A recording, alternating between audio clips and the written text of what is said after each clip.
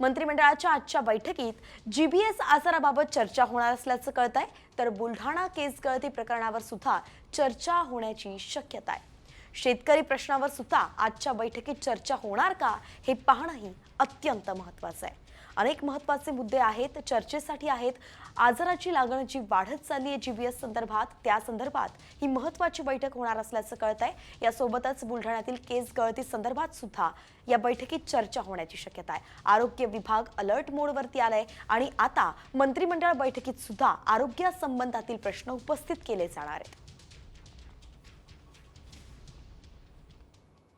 तर यानंतर वळूयात पुढच्या बातमीकडे। बातमी आहे कॅबिनेट बैठकीआधी एकनाथ शिंदेंनी आपल्या मंत्र्यांसोबत एक बैठक घेतलेली आहे। शिवसेनेचे सगळे मंत्री या बैठकीसाठी उपस्थित होते। कॅबिनेटमध्ये नेमकं कुठले विषय मांडायचे यावरती या बैठकीत चर्चा झाल्याची माहिती मिळते आहे।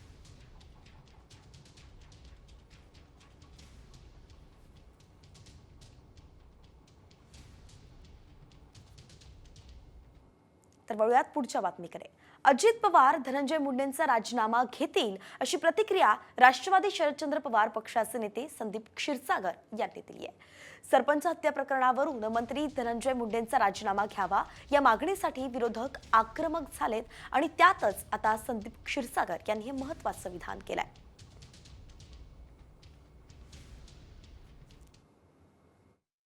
आमची प्रामुख्याने मागणी आहे की धनंजय मुंडे साहेबांनी जोपर्यंत या केसचा निकाल लागत नाही, दोषी फासावर चढत नाहीत, त्यांनी राजीनामा दिला पाहिजे। काय वाटतं आज नेमका निर्णय काय होईल? काय राजीनामा घेतील धनंजय मुंडे आणि अजित पवार?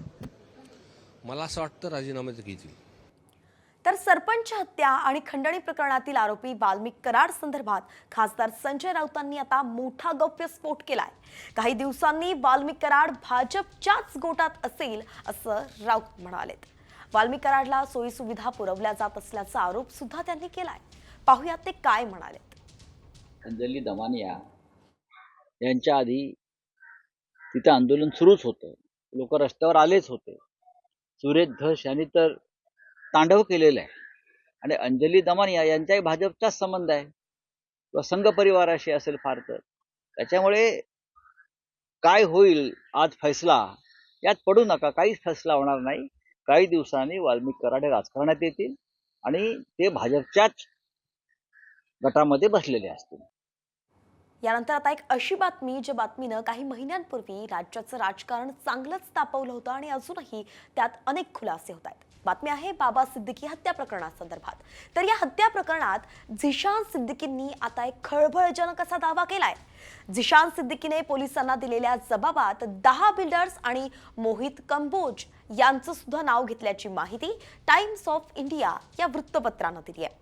हत्येच्या दिवशी वडिलांनी लिहिलेल्या डायरीत भाजप नेते मोहित कंबोज यांचं नाव असल्याचा उल्लेख झिशान सिद्दीकींनी केलाय। तर झिशान यांनी कंबोजवरती आरोप सुद्धा केलेले नाहीयेत। मात्र सिद्दीकी यांनी ज्यांच्यासोबत शेवटच्या गप्पा मारल्या ते मोहित कंबोज असल्याचं झिशान म्हणाले आहेत। झिशान सिद्दीकींनी केलेल्या या आरोपात मुंद्रा बिल्डर्स, पृथ्वी चव्हाण, शाहिद बलवा, शिवालिका व्हेंचर्स, अदानी, नवील पटेल, विनोद गोयंका आणि ओंकार बिल्डर्स या नामांकित बिल्डर्सच्या नावांचाही उल्लेख आहे। एसआरए प्रकल्पात नागरिकांची बाजू घेतल्यानंच हत्या झाल्याचा दावा आता झिशान सिद्दीकी यांनी टाइम्स ऑफ इंडियाशी बोलताना केलाय। तर दुसरीकडे मात्र बाबा सिद्दीकींची हत्या ही बिष्णोई गँगनंच केली असल्याच्या दाव्यावरती मुंबई पोलीस ठाम दिसतायत। तर काय नेमकं दावा केलाय, आरोप केलेत पाहूयात। वडिलांनी झोपडपट्टी वासियांना पाठीशी घातलं म्हणूनच शत्रुत्व ओढावलं गेलं। तर पृथ्वी चव्हाण, शाहिद बलवा, शिवालिका व्हेंचर्स, अदानी, नवील पटेल, विनोद गोयंका या सगळ्या बिल्डर्सची नावंही त्यांनी घेतली आहेत। तर मुंद्रा बिल्डर्सच्या पुनर्विकास प्रकल्पावरती कंबोजनं चर्चा करायची होती असंही ते म्हणालेत। हत्येच्या दिवशी वडिलांच्या डायरीत मोहित कंबोज यांचं नाव असल्याचं झिशान सिद्दीकींनी सांगितलं। शिवाय झिशान यांनी मोहित कंबोज यांच्यावरती आरोप मात्र केलेले नाहीयेत, हा महत्त्वाचा मुद्दा आहे।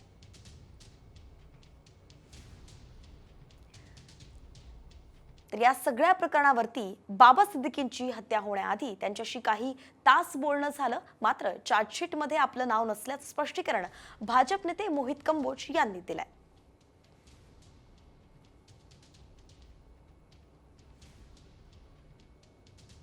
जिस हिसाब से जीशान जी का स्टेटमेंट को घुमा फिरा के कुछ मीडिया हाउसेस बताना चाह रहे हैं, तो मैं ऐसी छोटी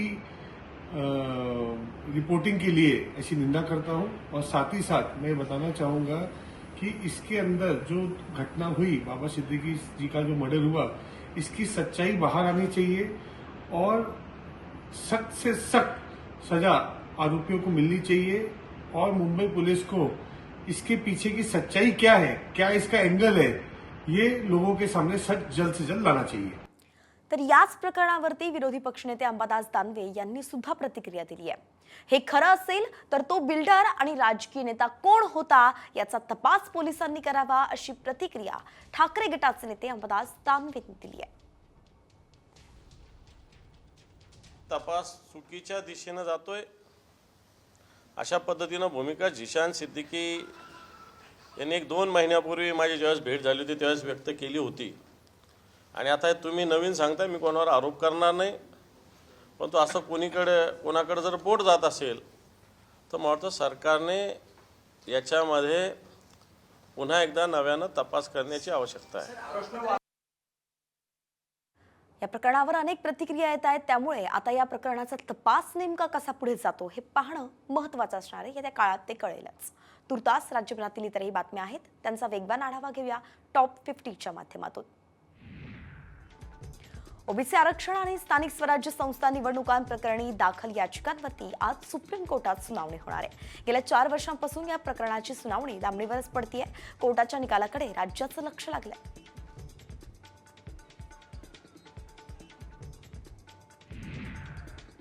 डोंबिवलीत मराठी विरुद्ध अमराठी वाद समोर आलाय।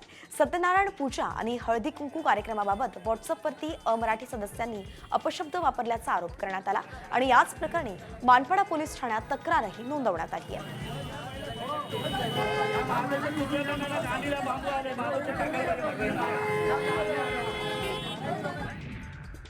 पनवेलमधील भोकरपाडा भागात हिरानंदानी सोसायटीत परप्रांतीयाची दादागिरी सुरू होती। मनसेने परप्रांतीय चेअरमनचा माज मोडत मराठी कुटुंबाची माफी मागायला लावली आहे। हिरानंदानी सोसायटीत भाड्याने राहणाऱ्या गायकवाड कुटुंबियांना घर खाली करण्यासाठी दबाव टाकण्यात येत होता।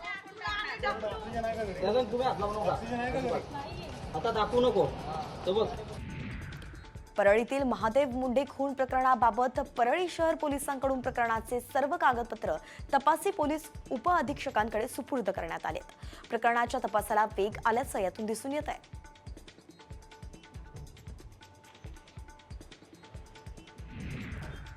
सैफ अली खानवरील हल्ला प्रकरणात पोलिसांनी बंगालमधील एका महिलेला अटक केल्याची माहिती आहे। मुंबईत यापूर्वी अटक करण्यात आलेल्या बांगलादेशी नागरिकानं वापरलेलं सिम कार्ड एका महिलेच्या नावावरती असल्याचं समोर आलंय आणि याच प्रकरणी पोलिसांनी बंगालमधून एका महिलेला नदिया जिल्ह्याच्या छपरामधून अटक केली आहे।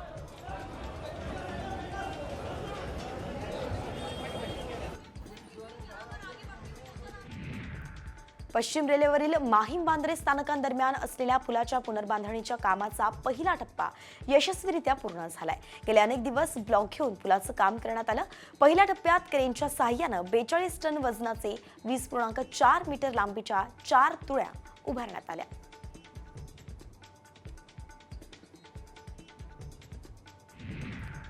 पुणे पीएमपीएमएलचे लवकरच 2 नवे ई डेपो उभारले जाणार आहेत आणि यामुळे ई डेपोची संख्या आता 7 होणार आहे। चरोली आणि हिंजवडीमध्ये हे नवे डेपो प्रस्तावित आहेत।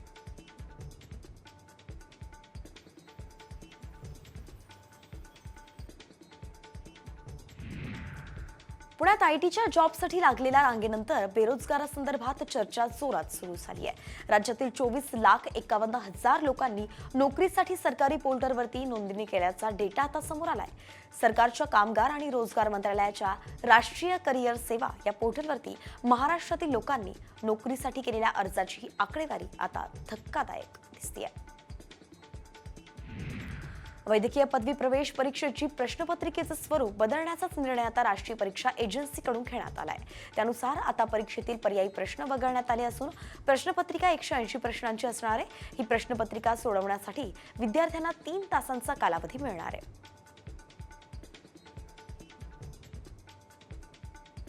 आताच्या क्षणाची सगळ्यात मोठी बातमी पाहूयात. राज्य मंत्रिमंडळाची थोड्याच वेळात बैठक होतीये. मंत्री धनंजय मुंडे सुद्धा बैठकीसाठी दाखल झाले आहेत. मंत्रिमंडळाच्या आजच्या बैठकीत जीबीएस आजाराबाबत चर्चा होणार असल्याचं कळतंय. शिवाय बुलढाणा केस गळती प्रकरण सुद्धा चर्चेत येण्याची शक्यता आहे. इतकंच नाही तर शेतकरी प्रश्नावरती आजच्या बैठकीत काय चर्चा होते हे पाहणं महत्त्वाचं आहे.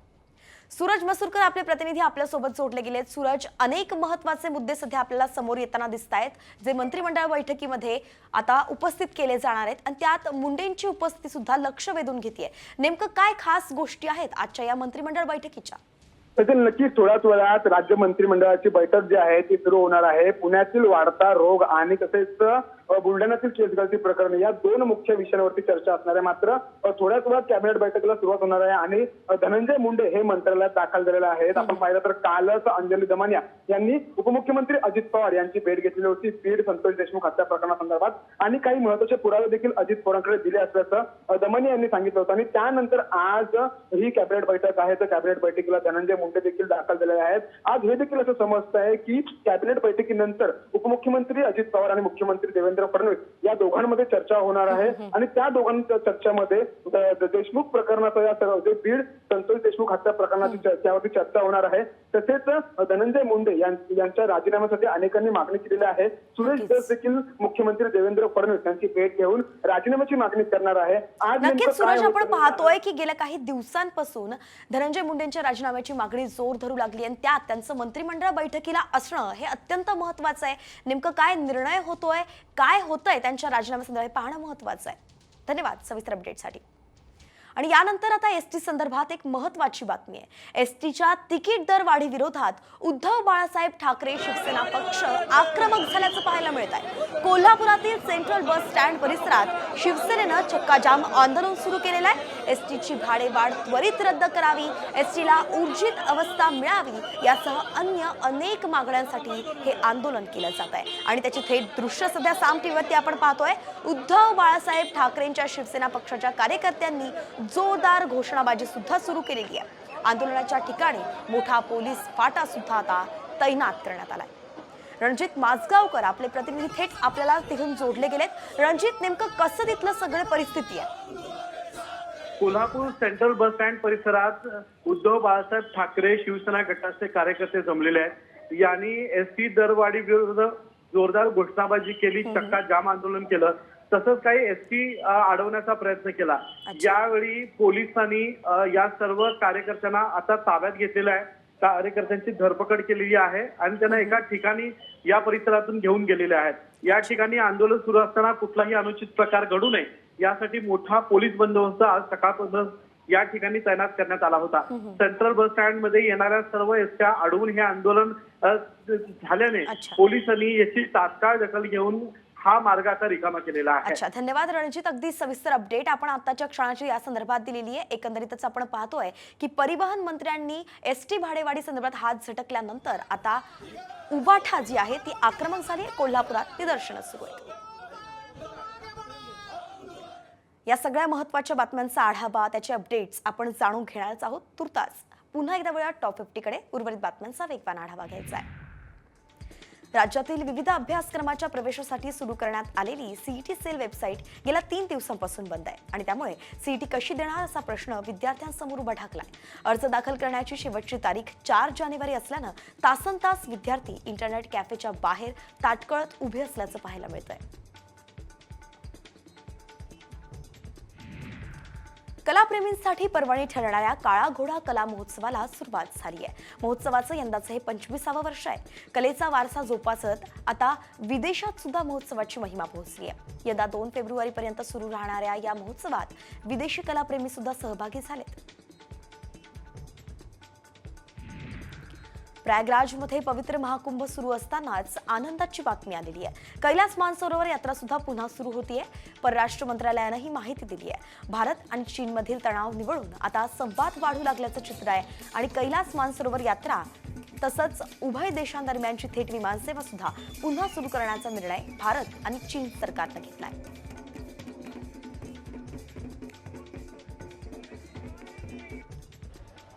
दिल्ली किंवा मुंबईहून प्रयागराजला जाण्यासाठी विमान तिकीटं महागलेत. सिंगापूर, दुबई, लंडनच्या तिकिटाच्या दरात सुद्धा प्रयागराजची तिकीटं विकली जात आहेत. तिकिटांची किंमत 50 ते 60 हजार रुपयांपर्यंत पोहोचली आहे.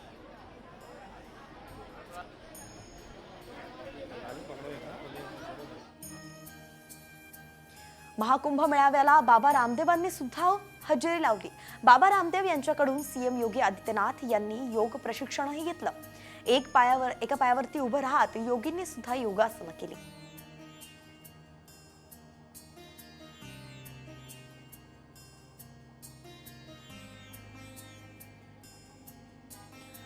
रॉक बँड कोल्डप्लेचे सहसंस्थापक आणि गायक ख्रिस मार्टिन प्रयागराजमध्ये कुंभमेळ्यासाठी दाखल झाले होते. त्यावेळी लोकांनी त्यांना पाहण्यासाठी गर्दी केली होती. तेव्हाचीच ही खास दृश्य साम टीव्हीवर.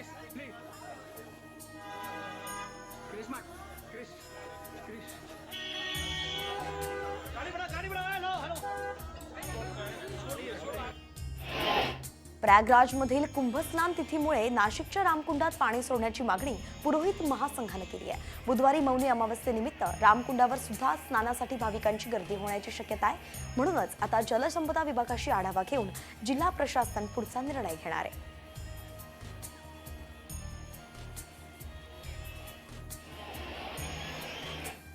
वेगवान बातम्यांच्या दरम्यान थेट जाऊया पालघरमध्ये. कारण पालघरमध्ये जमिनीच्या वादातून 2 गटात तुंबळ हाणामारी झालेली आहे.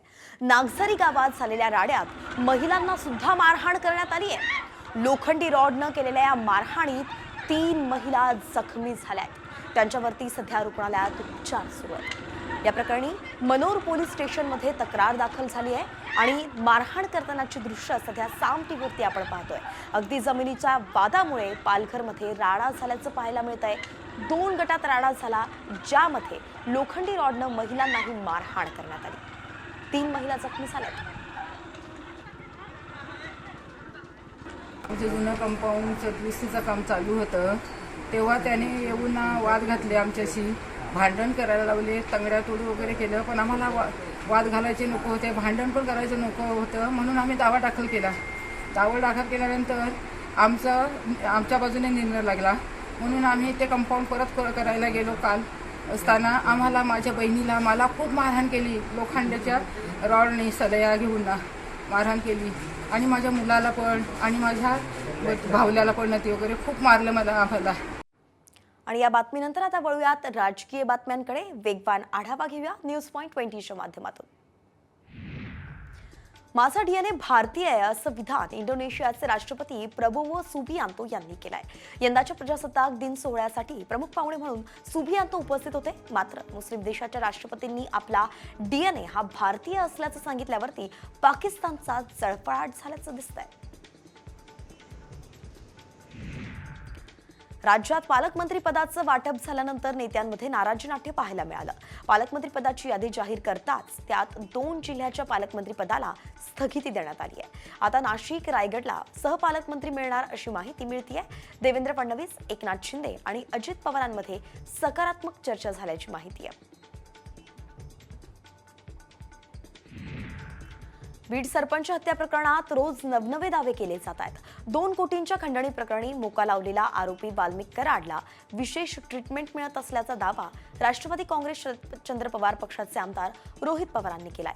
त्यांनी एक्सवरती पोस्ट करत हा निशाणा साधलाय.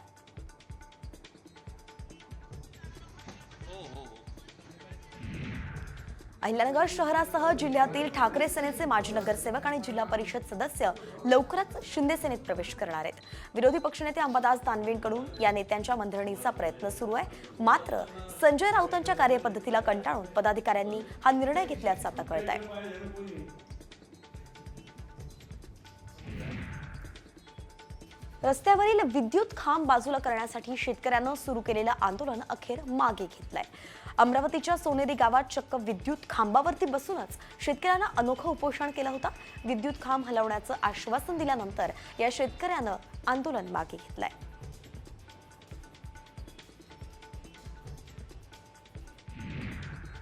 सांगलीत दुचाकी चोरणाऱ्या दोघा सराईत चोरट्यांना पोलिसांनी अटक केली आहे. त्यांच्याकडून चोरीतील 23 दुचाकी जप्त करण्यात आल्या आहेत. जय जाधव वय 19 आणि प्रथमेश गवते वय 20 अशी अटक करण्यात आलेल्या दुचाकी चोरट्यांची नाव आहेत. हे दोघेही विना नंबर प्लेटची गाडी घेऊन फिरत असताना पोलिसांनी यांना ताब्यात घेतलंय.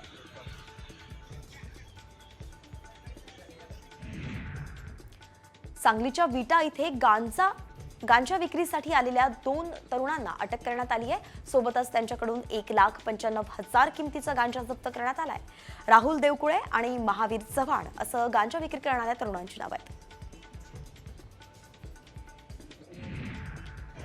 यवतमाळमध्ये LCB पथकानं मोठी कारवाई केली आहे. दुचाकीच्या डिक्कीतून MD ड्रग्ज आणि देशी कट्टा घेऊन जाणाऱ्या दोघांना पोलिसांनी अटक केली आहे. यातील एक भूखंड घोटाळ्यातील आरोपी असून तो जामिनावरती बाहेर होता. राकेश उर्फ दीपक यादव आणि अनुप महेश जयस्वाल अशी आरोपींची नावं आहेत.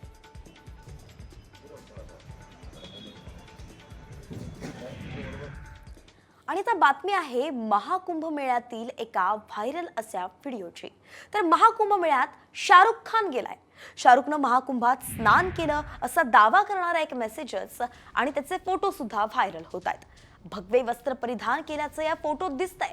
मात्र खरंच शाहरुख महाकुंभात केला होता का याची आम्ही पडताळणी केली आणि मग काय सत्य समोर आलं पाहूयात. महाकुंभ मेळ्यात शाहरुख खान.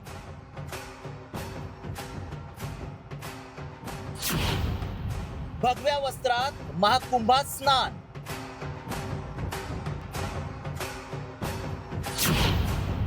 व्हायरल फोटो मागचं सत्य काय? बॉलिवूड अभिनेता शाहरुख खान महाकुंभ मेळ्यात भगवं वस्त्र परिधान करून पोहोचलाय. त्याचे काही फोटोही शेअर करण्यात आले असून रेसलर सोबत शाहरुख खान महाकुंभात स्नान करण्यासाठी गेल्याचा दावा करण्यात आलाय. मात्र खरंच शाहरुख खान भगवं वस्त्र परिधान करून महाकुंभ मेळ्यात गेलाय का? काय आहे या फोटो मागचं सत्य? याची माहिती जाणून घेण्यासाठी आमच्या टीमनं पडताळणी सुरू केली. त्याआधी मेसेजमध्ये काय दावा केलाय पाहूयात. प्रयागराजच्या महाकुंभ मेळ्यात अमेरिकी रेसलर्स रोमन रेस आणि रोंडा रावजी सोबत भगवं वस्त्र परिधान करून शाहरुख खान सहभागी झालाय. त्यानं त्याचे फोटोही शेअर केलेत. हा मेसेज आणि फोटो व्हायरल होत असल्यानं आम्ही याची पडताळणी सुरू केली. प्रयागराजमध्ये गंगा, यमुना आणि सरस्वती या नद्यांच्या संगमावर महाकुंभ होतोय. आतापर्यंत कोट्यवधींच्या संख्येनं भाविक कुंभमेळ्यात सहभागी झालेत. सगळ्यात मोठं कुंभ असून 144 वर्षांनंतर इथं आयोजन होत असल्याचं म्हटलंय.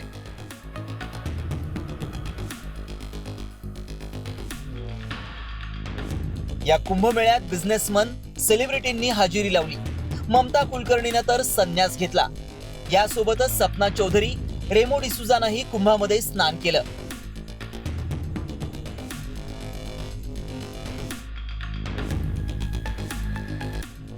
मात्र शाहरुख खान महाकुंभात गेल्याचं कुठेही दिसलं नाही. तशी त्याच्या सोशल मीडिया प्लॅटफॉर्मवर देखील माहिती नाही. त्यामुळे आम्ही या फोटोची पडताळणी केली. त्यावेळी काय सत्य समोर आलं पाहूयात. शाहरुख खान महाकुंभात गेलेला नाही. भगवं वस्त्र परिधान केल्याचा फोटो AI च्या माध्यमातून बनवण्यात आलाय. अमेरिकन रेसलर्स आणि शाहरुख कुंभात गेल्याचा दावा खोटा आहे. लोकांची दिशाभूल करण्यासाठी AI फोटो व्हायरल करण्यात आलाय. आता AI च्या माध्यमातून असे अनेक फोटो व्हायरल केले जात आहेत. मात्र काहींना ते लगेच ओळखणं शक्य होत नाही आणि यावरूनच सोशल मीडियावर चर्चा होऊन पुढे वाद निर्माण होतात. मात्र आमच्या पडताळणीत शाहरुख महाकुंभात गेल्याचा दावा असत्य ठरलाय. ब्युरो रिपोर्ट, साम TV न्यूज.